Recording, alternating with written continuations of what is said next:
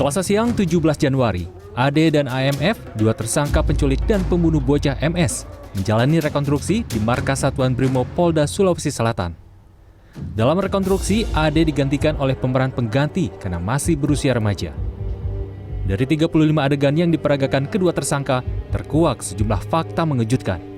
AD, remaja 17 tahun, ternyata diduga menjadi otak penculikan dan pembunuhan korban. Fakta lainnya, AD dan AMF mengincar anak-anak sebagai sasaran mereka sejak 1 tahun lalu. AD tergiur dengan harga yang ditawarkan dalam konten jual-beli organ tubuh di internet, di mana mencapai $80.000 Amerika atau sekitar 1 miliar rupiah.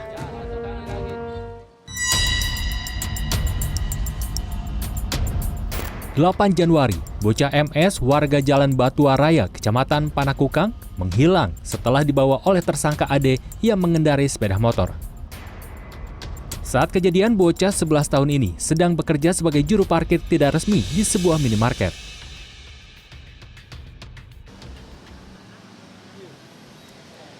...8 Januari lalu atau Minggu sore, di lokasi inilah detik-detik MS menjadi korban penculikan daripada AD. Dan berkat rekaman CCTV yang ada di minimarket ini, proses penculikan itu diketahui. Kakek MS mengaku rekaman CCTV di minimarket menjadi petunjuk keluarga untuk menemukan korban sekaligus tersangka AD. Ini yang suka-sukalinya. Itu betul yang mencuri itu dewa kakek. Itu terus menangis. Akhirnya banyak orang. Saya tanya dulu, di mana kau yang menjeng Sadewa? Iya Sadewa. Dia bilang iya om. Di mana lu simpan? Di kanal lagi anunya. Saya ditanya.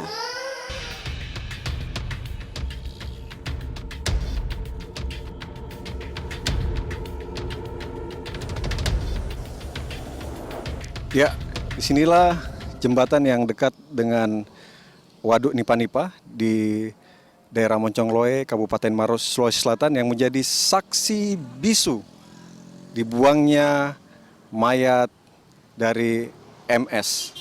Dan MS dibuang tepat di bawah jembatan ini yang diperkirakan hampir menjelang dini hari pada hari Senin atau menjelang Selasa pada tanggal 10 Januari 2023. Saat itu polisi mendapati jenazah korban dalam kondisi terbungkus karung dan kaki terikat tali. Polisi lantas meringkus AD pada Senin siang. Kemudian AMF ditangkap di rumahnya di kawasan Kecamatan Manggala pada Selasa dini hari. Selasa 10 Januari, Kapolres Tabes Makassar, Kombes Polisi Budi Haryanto menyatakan tersangka merayu korban dengan sejumlah uang dengan dalih upah membersihkan rumah. Fakta lain adalah setelah membunuh korban, kedua tersangka justru mengaku kebingungan lantaran situs internet berisi konten jual beli organ tubuh mendadak tidak aktif. Sehingga AD dan AMF akhirnya memutuskan untuk membuang mayat korban. Kamu sudah ada cacat bilang sekian, sudah ada pembelinya? Belum. Oh, berapa harganya? Yang kamu baca gitu? 80.000 US dollar. Iya. Apa rencananya? Bangun rumah. Pemeriksaan kita, si tersangka ini baru mau coba-coba dan ternyata alamat yang dihubungi itu fiktif. Ya.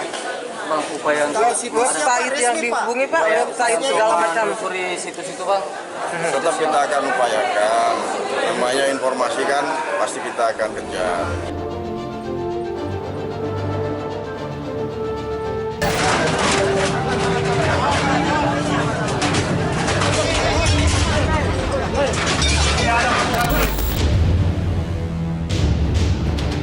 Sementara itu, dari hasil tes kejiwaan, polisi menyatakan kedua tersangka tidak menderita gangguan jiwa.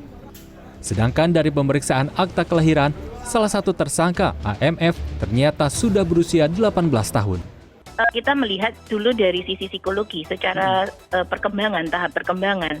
Usia-usia remaja itu adalah usia di mana secara internal mereka mencari sensasi. Ada dorongan untuk risk taking gitu ya, mengambil resiko tanpa dia punya kemampuan yang cukup matang untuk mengelola konsekuensi dari resiko yang dia ambil itu gitu.